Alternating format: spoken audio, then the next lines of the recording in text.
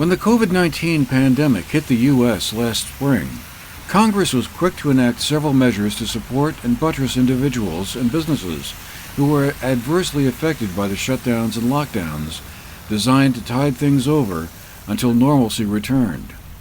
One of those measures was the Paycheck Protection Program, or PPP, which allowed businesses to borrow money, often as forgivable loans, to help them retain staff and employees. A second Paycheck Protection Program round opened on January 13th to assist businesses who are still struggling to stay open until better times return. At least $25 billion is being set aside for a second draw of PPP loans to eligible borrowers with a maximum of 10 employees, or for loans of $250,000 or less to eligible borrowers in low or moderate income neighborhoods. To find out more about what's available in the loan program and how businesses, especially smaller ones, can find out if they qualify for the federal assistance, we talked with Darcy Carter, the District Director of the U.S. Small Business Administration's Vermont office, and Scott Dykman, the Senior Vice President for Commercial Lending at the Bank of Bennington, to get more information. So what's going to be the difference for, businesses this time around? Is it an expanded program of some sort, or are there more restrictions, or what's going on? Sure. It's basically a second opportunity for people who got the first Paycheck Protection Program loan to have another one. And there's a little narrower field of people that are eligible, but it's still quite a lot of everybody. So the difference is you can't be publicly traded, you can't have more than 300 employees in most cases, and you have to show that you've had a reduction in your revenues of, 25%. And so that's taking one calendar quarter in 2020, comparing it to the same quarter in 2019, and it's got to be 25% or more decline in revenues.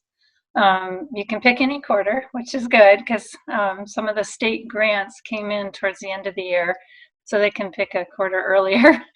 So those don't have to maybe be factored in. But some people are right on the line. They're like at 24.5%, haven't quite got there. So we haven't heard any flexibility yet. My understanding is the agency's asked if there's any wiggle room, ask the Hill. So we'll see.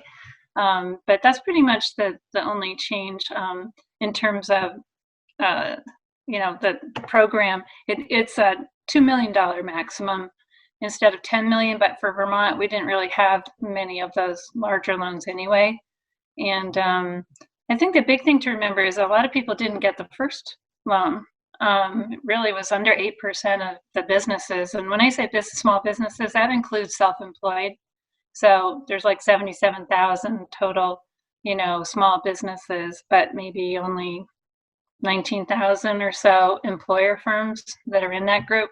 But I think the big thing I wanted people to know is that there was sort of misconception that sole proprietors weren't eligible. You hear a lot about them being cut out of programs, and they're totally eligible for PPP, always have been.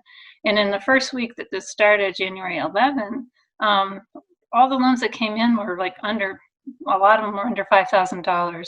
They're clearly self-employed people that are getting these PPP loans. So I just want people to know that they are eligible. I mean, there's some criteria. You have to have been in business on February 15th of 2020. So if you started after that, you aren't eligible.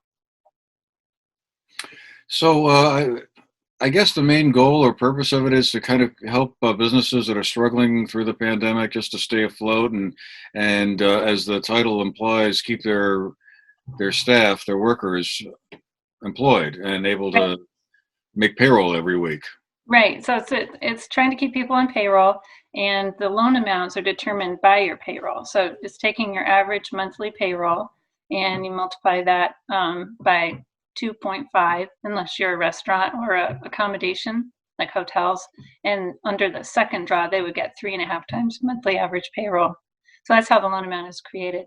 And when you get that loan amount, you have to spend 60% of it on payroll related expenses, and the other 40% can be for utilities, your rent, mortgage interest. They've expanded it to include worker protection, expenditures, supplier costs, operating costs, cloud computing. So that's expanded, which is good. For the second draw, also they've expanded who's eligible to include chambers of commerce, destination marketing organizations, radio stations, newspapers, things like that, housing cooperatives. So that's good. Last year we ended up doing just under 400, individual loans and totaling about $27 million. This time we're, over a week into this process and we're at 100 applications and just under 10 million. So definitely the demand is not, what it was the first time around. That could be largely driven by the one component that they added this time is that a business has to prove, that it experienced a 25% reduction in revenue during a quarter in 2020 compared to that same quarter in 2019. And I think, a lot of businesses didn't see that sort of a decline. And I think others have just adjusted. We're now into this for a year, and I think they feel, they understand what it's like to do business during the pandemic, and maybe they feel like, we're okay right now. Maybe we don't need a second round of this. But demand is coming from the same circles that we saw it the last time. Definitely Bennington County, a little bit in Windham County over around Stratton and into that area, and then in Rutland County where we also have an office. So, percentage-wise, we're still seeing the same demand in those three areas, just less of it. While the PPP loan program will be running until March 31st, as things now stand, if you're a small business owner or run a not-for-profit organization, there's no harm in getting the paperwork in order and filing the application as soon as possible. The worst that can happen is that the banks and the lenders will just say no. For the GNAT-TV News Project, I'm Andrew McKeever.